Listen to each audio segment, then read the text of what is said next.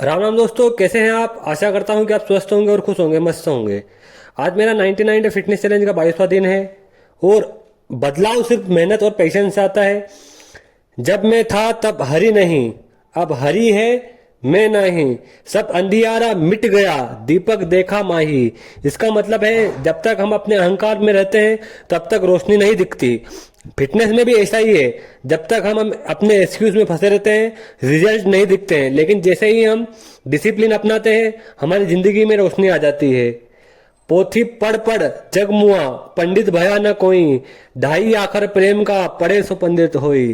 केवल किताबें पढ़ने से कोई विद्वान नहीं बनता है। सच्चा ज्ञान तो प्रेम है। दुख में सुमिरन सब करे, सुख में करे न कोई। जो सुख में सुमिरन करे तो दुख काहे को होए। लोग दुख में ही भगवान को याद करते हैं, अगर सुख में भी याद कर ले तो दुख आएगा ही क्यों। ऐसा ही फिटनेस में भी है।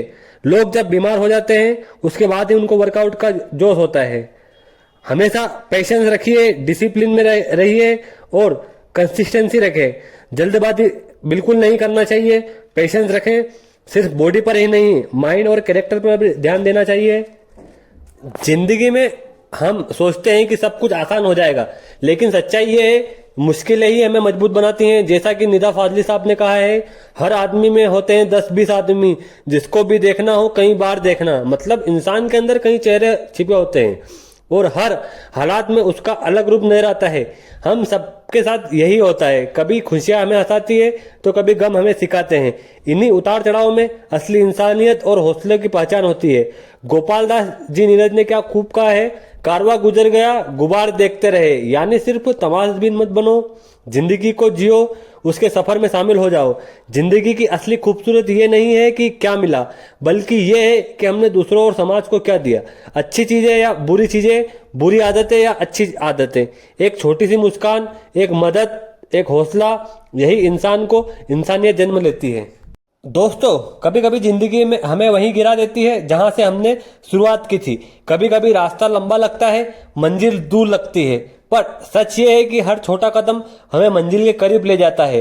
राहत इंदौरी साहब का एक शेर बहुत अच्छा याद आता है, यूं ही नहीं मिलती राही को मंजिल, एक जुनून सा दिल में जगाना पड़ता है। गोपाल दास नीरज साहब ने एक लाइन बहुत अच्छी कही है, मंजिल मिलेगी भटक कर ही सही, गुमराह तो वो है जो घर से निकले ही नहीं। मतलब अगर हम कुछ करेंगे ही नहीं जीवन में तो हमें मालूम कैसे पड़ेगा कि हम क्या गलत कर रहे हैं और क्या सही कर रहे हैं। और ये रहा आज का पम।